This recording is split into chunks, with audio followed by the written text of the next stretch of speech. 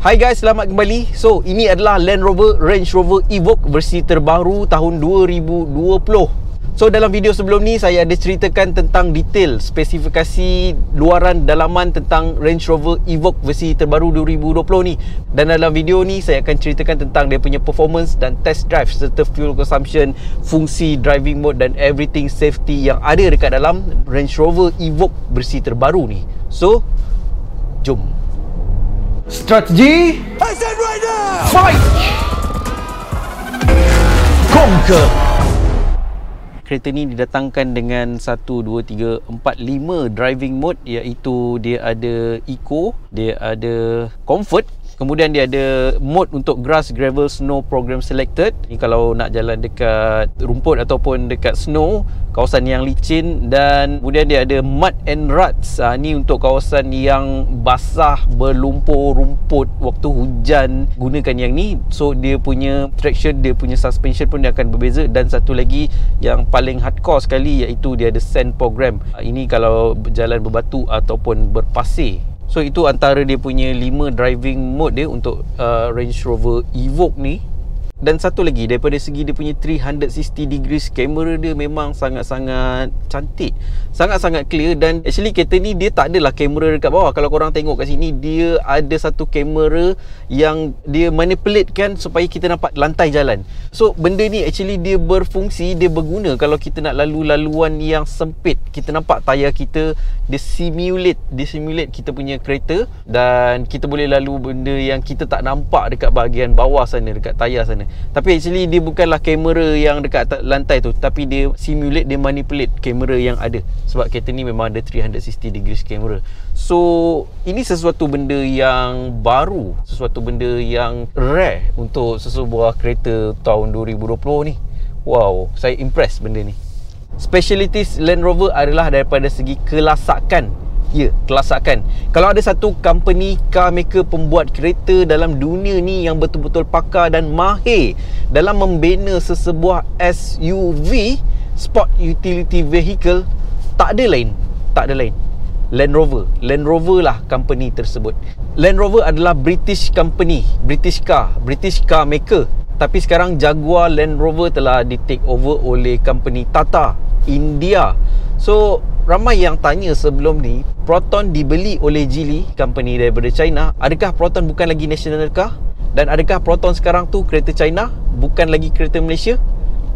Dan the thing is, sama juga situasi tersebut macam Jaguar Land Rover British car, tapi dia dah di take over oleh Tata India, dia dah beli oleh India.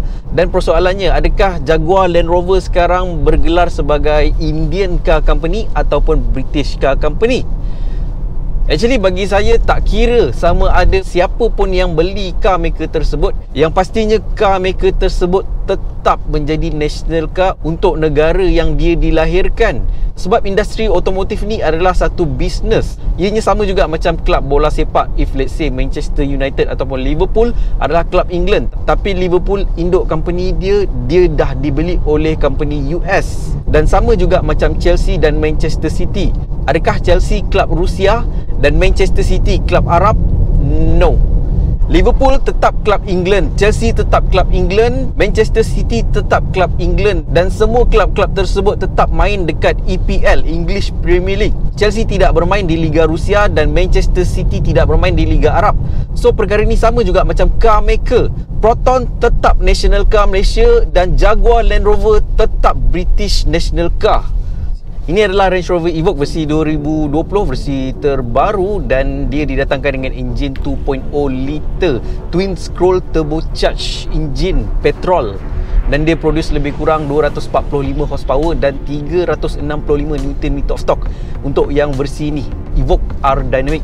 Dan untuk versi yang bawah dia, versi basic untuk Range Rover Evoque ni, dia menggunakan enjin yang sama juga, 2.0 liter twin scroll turbocharged. Dan dia punya performance dia slightly kurang sedikit, iaitu dia produce 200 horsepower dan 320 Nm of torque. So basically Evoque ni adalah entry level untuk Land Rover, untuk Range Rover. Selain tu dia ada juga model Land Rover Discovery Sport, tapi dia bukan Range Rover punya version dan harga dia agak sedikit murah. So kita nak test dia punya performance. Acceleration sekarang 120 km sejam, Daripada segi acceleration performance memang tak ada problem. Kita tahu dia punya horsepower pun 200 lebih, dia punya torque dia 300 lebih. Tapi kita nak tahu daripada segi dia punya ride, sama ada dia boleh serap getaran dekat atas jalan. Macam sekarang ni dekat atas highway dan saya melalui jalan yang agak tak rata, dan saya boleh dengar bunyi noise atas jalan. Mungkin bunyi tayar Pirelli, saya tak pasti. Tapi enjin memang senyap. Cuma saya boleh rasa noise tu datang daripada tayar. Agak bising juga sebenarnya. Tapi daripada segi vibration memang okay, not bad. Memang comfort. Dia punya comfort. Adakah sekarang kita dekat comfort punya? Ya, sekarang saya dekat comfort mode. Dan getaran jalan raya yang tak rata tu memang sangat-sangat minimum. So daripada segi comfort dan ride dia memang sangat-sangat baik. So ini ada satu corner roundabout. Kita nak try tengok dia punya handling. Agak kuat dia punya body roll. Oh, okay, kita tukar pada mode yang lebih keras. Oh, wow, body roll dia sangat-sangat kuat. Oh, satu kali lagi. Ya. So daripada segi handling, Range Rover Evoque ni bukanlah yang terbaik. Tapi kita kena faham, dia dibina kekuatan expert dia. Dia punya specialities dia adalah daripada segi kelasakan off-road. Bukan handling, bukan dalam track ataupun dekat atas jalan. Tapi specialities dia, kelebihan dia adalah off-road. Kalau saya tukar kepada driving mode Sand program ataupun mud and rut ni, tapi kita bawa dekat atas jalan raya biasa, dia akan rasa mengejut. Sebab respon kereta ni dia lebih kuat. Dan dekat sini dia ada logo hill descent blinking. That's mean mungkin dia automatic on dia punya hill descent. So saya back to comfort. Okay, baru dia tidak rasa jerking, sebab respon dia lebih comfort. Dan satu lagi, actually Evoque ni dia boleh redah banjir dengan jangka kedalaman air yang sangat-sangat tinggi. Sebab dia posisikan dia punya air intake dia tu dekat bahagian hood atas. So don't worry, selagi hood kereta tu tak tenggelam dengan air, confirm kereta ni enjin dia tak akan masuk air. So itu adalah satu specialities untuk sebuah kereta Land Rover. Memang itulah specialities kemahiran dia. Kereta ni dibina. So basically, siapa yang sesuai untuk gunakan Land Rover Range Rover Evoque ni? Actually kereta ni, Evoque ni, sesuai digunakan untuk everyday driving, untuk long distance ataupun untuk korang weekend drive. Tak ada masalah sebab kereta ni daripada segi dia punya practical dia sangat baik. Ada ruang yang sangat besar, okay, not bad. Dan daripada segi dia punya fuel consumption dia pun tak begitu kuat minyak. Minyak dia dikatakan lebih kurang 12 ke 13 km per liter. Itu adalah combine city plus highway. So not bad untuk kereta sebesar ni. 12 ke 13 km per liter tu okey untuk sebuah kereta SUV yang besar, berat, beban, dengan dia carry bermacam-macam spesifikasi dengan dia punya teknologi yang cantik macam gini. Okey, not bad. Wow, Porsche Carrera. Daripada segi safety, kereta ni didatangkan dengan macam-macam safety features. Dia ada at least 12 sensor dekat sekeliling kereta ni, dekat luar. Dan dia ada juga metal dan camera detection untuk safety features. Dia ada forward collision warning, macam-macam blind spot monitoring system. Okay, tengok macam sebelah ni ada kereta tengah lalu. Nampak dia ada blink dekat warna orange dekat side mirror ni. Ini adalah blind spot monitoring system. So kalau ada kereta ataupun motor yang lalu dekat bahagian sebelah kanan ataupun sebelah kiri kita, dia akan menyala lampu tu. So kita tahu. Tapi banyak-banyak features yang paling saya suka tentang Evoque baru ni adalah dia punya rear view mirror ni.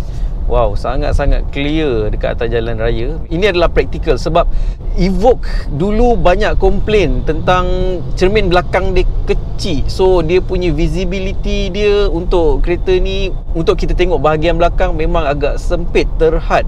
Tapi Land Rover dia tak nak korbankan design cermin belakang yang kecil tersebut. So dia gantikan benda tu, dia soft benda tu dengan dia menggantikan cermin belakang ni yang kecil dengan kamera. So dekat atas ni ada kamera.